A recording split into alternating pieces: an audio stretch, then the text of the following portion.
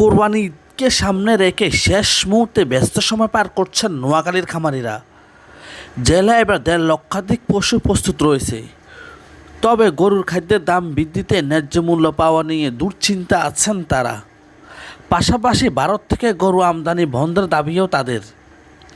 কোরবানি ঘনিয়ে আসতেই সরগরম নোয়াখালীর পশুর খামারগুলো।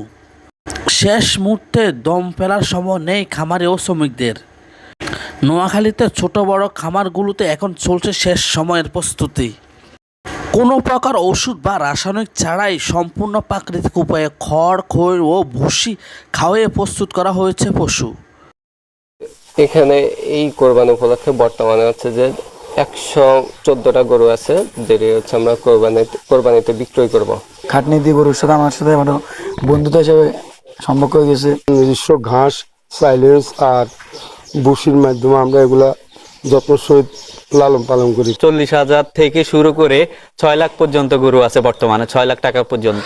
খামারিদের সব ধরনের পরামর্শ দিয়ে আর পাশাপাশি পশুর হাটে স্বাস্থ্য পরীক্ষা নিশ্চিত কাজ করছেন পানি সম্পদ বিভাগ। প্রত্যেকটা উপজেলায় যে প্রাণী হাসপাতাল আছে তারা এই খামারগুলি মনিটরিং করছে। এছাড়া আমাদের প্রত্যেকটি কুরবানির হাটে আমাদের মেডিকেল টিমটা থাকবে, তারা যথাযথ খামারিদের পাশে থাকে। সকল বাধা পেরিয়ে একটি উৎসবমুখর কোরবানির পশুর বাজারের প্রত্যাশা করছেন নোয়াখালীবাসী। নোয়াখালী থেকে আব্দুল আল আকাশ।